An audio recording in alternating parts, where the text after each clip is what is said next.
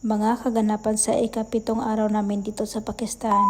Hi! Ako si Jovi, 12 taon ng kasambahay sa pamilyang Pakistani.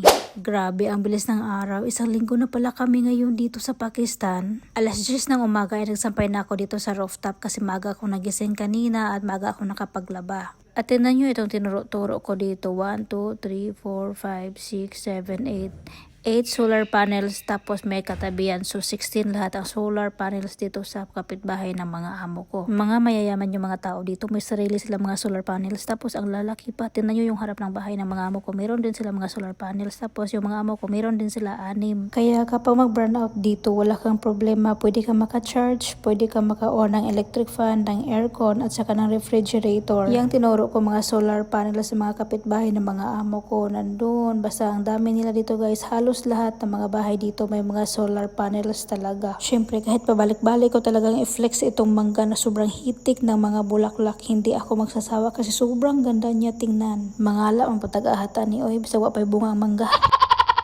Hello, Kabayan. Kabayani, what are you doing? Oh, decorating this door. Guys, see. Covering the door because my Yes. don't like to see this door.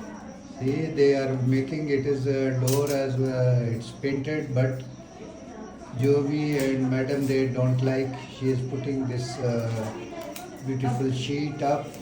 Pinatakpan ng amo kong babae itong bintana at saka itong pintuan kasi ayaw niya makita para daw mayroong makasilip sa kanya kapag paakyat siya dito sa hagdan ba galing sa baba. Sobrang matakotin talaga itong amo kong babae. Actually, itong pintuan ay papunta doon sa balcony pero yung balcony tinakpan namin kaya wala na itong gamit. Kaya sabi niya ay takpan ko daw kasi ayaw niya makita yung parang salamin ba para daw may makasilip sa kanya dyan. Sobrang matakotin itong amo kong babae kasi itong bahay luma na ba kasi sa tito pa ito ng amo kong lalaki. Kaya matatakot yung amo kong babae kapag mag-iisa siya dito sa itaas. Pagkatapos ko natakpan ng bintana at saka itong pintuan ay naglabanan naman ako kasi meron naman akong labahin at ngayon ay magsampay ako sa itaas at nakita na naman ako ng amo kong lalaki. Kinuha yung cellphone ko at binidyohan ako kasi natawa siya sa outfit ko ba. Tinawanan niya ako kasi nakasyol ako. Sabi ko sobrang init doon sa rooftop kasi mag-alauna na ng tanghali. Tapos sabi ng amo kong lalaki mag-sunglass ka na din kasi sobrang init talaga ngayon. Nakakatawa itong mga amo ko kasi sobrang supportive. Lalo na itong amo ko kapag makita niya na hindi ako nakapag-video kasi busy ako. Ayan, kukunin niya yung cellphone ko at videohan talaga niya ako. Kinuha ko na rin ang cellphone ko kasi magsampay ako doon sa rooftop at aalis kasi sila pupunta ng bangko at hindi na ako sasama kasi sobrang init. At hindi din naman ako makapag-video doon sa loob ng bangko kaya hindi na ako sumama sa kanila. Kaya ngayon ay magsampay lang ako dito sa rooftop. Tingnan nyo naman, sobrang init. At itong sinampay ko kayo ng umaga, mga last 10, ayan, natuyo na. At pagkatapos ko nagsampay, bumaba ako at natulog. Fast forward sa gabi, pagkatapos namin naghapunan ay pumunta kami dito sa ground para maglaro. Nakita ko ang bunga ng punong kahoy na ito para siyang malunggay at sabi ng amo kong lalaki ay gamot daw ito kaya sabi niya kukuha daw kami kasi gamot daw ito sa na ay mga panuhot ba. Kumuha kami ng bunga at umalis doon sa ground at habang papunta kami sa tindahan nakita namin itong mga bulaklak o diba bunga sa baho-baho, bulak sa baho-baho manisa mo. Ang dami nito sa amin, sobrang ganda nito pero medyo mabaho siya. Pumunta kami ng tindahan at bumili ng tubig, ice cream at may mga tinapay. Ito ang banding namin tuwing gabi kakain ng ice cream sa labas habang maglakad-lakad.